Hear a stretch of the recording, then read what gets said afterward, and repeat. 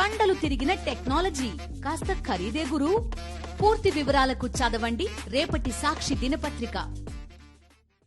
CM Chandrababu వరదలపైన బురద రాజకీయం చేస్తున్నారు. తన చేతగానితనాన్ని ఎదుటివారిపై నెట్టేసే ప్రయత్నం చేస్తున్నారు. వరద సహాయక చర్యలో పూర్తిగా విఫలమై తన తప్పులను కప్పిపుచ్చుకునే ప్రయత్నం చేస్తున్నారు. వరదలపై ప్రభుత్వ యంత్రాంగాన్ని అప్రమత్తం చేయకుండా నిర్లక్ష్యంగా వ్యవహరించి తన అసమర్థతను ప్రతిపక్షంపై నెట్టేసే ప్రయత్నం చేస్తున్నారు. వరదలతో విజయవాడ మొత్తం మునిగిపోయింది. ఆదుకోవలసిన ప్రభుత్వం పూర్తిగా విఫలమైంది. ప్రజలను, అధికార యంత్రాంగాన్ని ముందుగానే అప్రమత్తం చేయాల్సిన సీఎం చంద్రబాబు చేతులెత్తేశారు. పోనీ సహాయక చర్యలైనా సక్రమంగా చేపట్టారా అంటే అది కూడా లేదు. సహాయక చర్యల్లో విఫలమైన ప్రభుత్వాన్ని బాధితులు బహిరంగంగానే విమర్శిస్తున్నారు. ప్రభుత్వం నుంచి తమకు ఎలాంటి సహాయ సహకారాలు అందడం లేదని బాహాటంగానే చెబుతున్నారు. కృష్ణా బేసిన్లో అతి భారీ వర్షాలు కురుస్తాయని గత నెల 28న ఐఎండీ హెచ్చరించింది. అయినా ప్రభుత్వం అప్రమత్తం కాలేదు. విజయవాడ పూర్తిగా నీట మునిగినా ప్రభుత్వంలో చలనం కనిపించలేదు. కేవలం చంద్రబాబు ఫోటోలకు ఫోజులివ్వడానికే పరిమితమయ్యారు.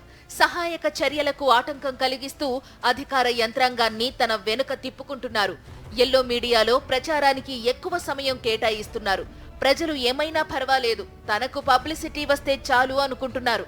వరద బాధితులు తినడానికి తిండి లేక, ఉండడానికి నీడలేక నానా ఇబ్బందులు పడుతుంటే చంద్రబాబు తానేదో గొప్ప ఘనకార్యం చేసినట్లు ప్రచారం చేసుకుంటున్నారు.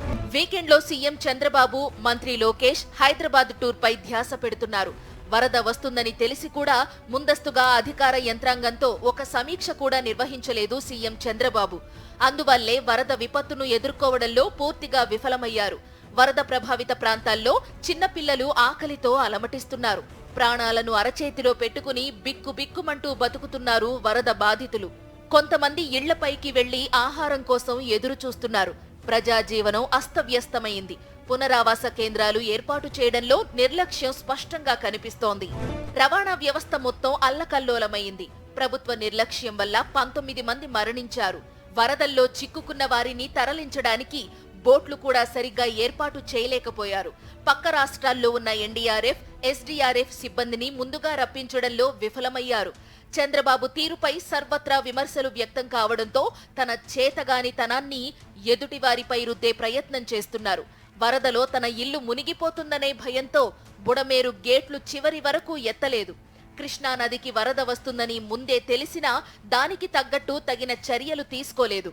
ప్రభుత్వ వైఫల్యాన్ని, తన అసమర్థతను అధికారులకు అంటగట్టే ప్రయత్నం మంత్రులతో చేయిస్తున్నారు సీఎం. వైఎస్ఆర్సీపీకి అనుకూలంగా ఉన్న అధికారులు సహాయక కార్యక్రమాలకు ఆటంకం కలిగిస్తున్నారని తప్పుడు ప్రచారం చేస్తున్నారు. వారి వల్లే సహాయక చర్యల్లో ఆలస్యం జరుగుతోందని ఎల్లో మీడియాలో దుష్ప్రచారం చేయిస్తున్నారు. వరదలను అంచనా వేయడంలో జలవనరుల శాఖ అధికారులు వైఫల్యం చెందారంటూ మాట్లాడిస్తున్నారు.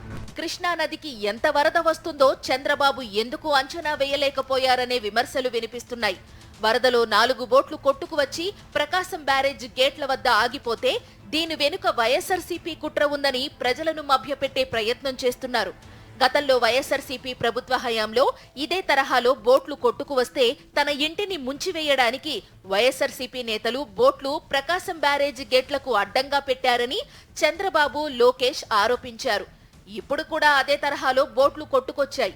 ఈ బోట్లు కూడా వైఎస్ఆర్సీపీ నేతలే పంపించి ఉంటారని ప్రజలను మభ్యపెట్టే ప్రయత్నం చేస్తున్నారు.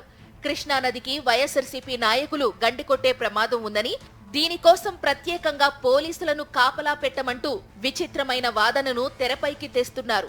అలా పోలీసులను నిలబెట్టే బదులు వారిని కూడా సహాయక కార్యక్రమాల్లో ఉపయోగించుకుంటే బాగుంటుందనే అభిప్రాయం బాధితుల నుంచి వినిపిస్తోంది.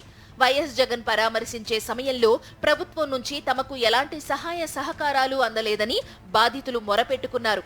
ఇలాంటి విపత్కర పరిస్థితుల్లో వాలంటరీ వ్యవస్థ ఉంటే ఉపయోగపడేదనే అభిప్రాయాన్ని వ్యక్తం చేశారు. చంద్రబాబు తన అలసత్వాన్ని కప్పిపుచ్చుకునేందుకు అధికారులను బలిపశువులను చేయడానికి సిద్ధమవుతున్నారనే అభిప్రాయం సర్వత్రా వ్యక్తమవుతోంది.